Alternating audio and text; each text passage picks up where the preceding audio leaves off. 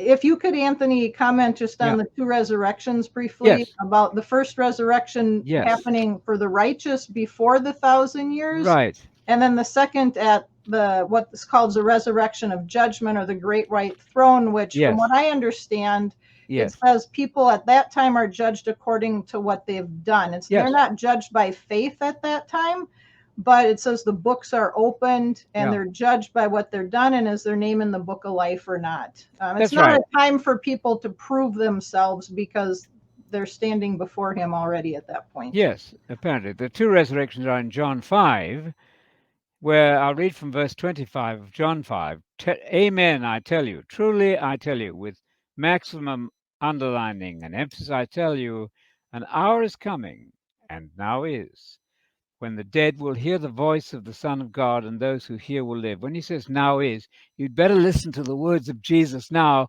and be spiritually resurrected from a dead life, but not literally resurrected yet. Because in 26, just as the Father has life in himself, even so he gave to the Son, Jesus, also to have life in himself. And he gave him authority. Jesus has full authority to execute judgment, because he's the Son of Man. The Son of Man is his favorite self-title, meaning the human being. The human being. Jesus is the ultimate perfect human being. Do not marvel at this, he says in verse 28 of John 5. An hour is coming in which all who are in the tombs, in gravedom, we might call it gravedom, Sheol, Hades, will hear his voice, and all of them will come forth. Those who did good deeds, that's to say, good deeds as defined by Jesus. That's not just being a good person on your own definition. It means being good as obedient to the teachings of Jesus by that standard. They come out to a resurrection of life, meaning life forever and ever, indestructible life.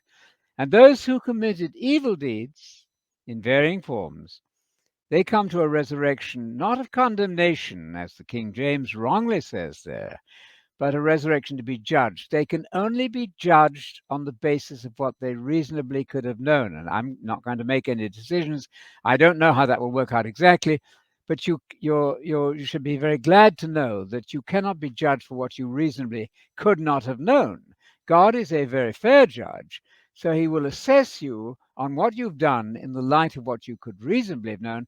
That's the second resurrection, and it happens after the 1,000 years. That's an important distinction, and that resurrection then will be a tremendous time of revival of all the dead humans who were not in the first resurrection to the life of the age to come. The scheme is really quite easy, but you have to meditate on it day and night and teach it to other people. And the more you teach it, the clearer it will become to you also.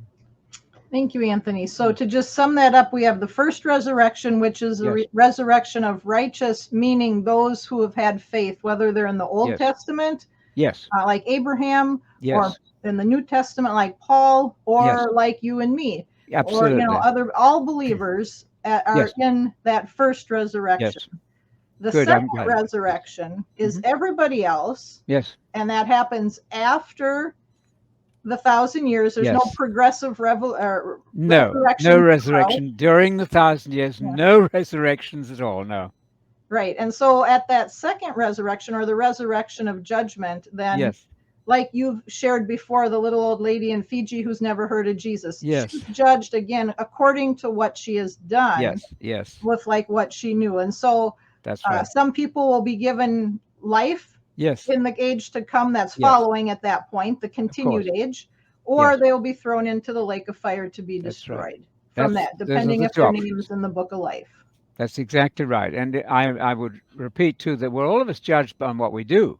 You and I, in the first resurrection, we're going to be judged by what we've done.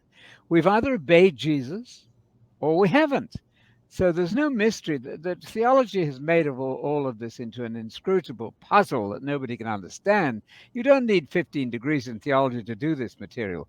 It's not that hard. If you start with Hebrews 5, verse 9, which says that salvation is given to those who obey Jesus. Is that clear? I'll repeat it. Salvation is given to those who obey Jesus. So our task and our destiny is based on our degree of obedience to Jesus Christ.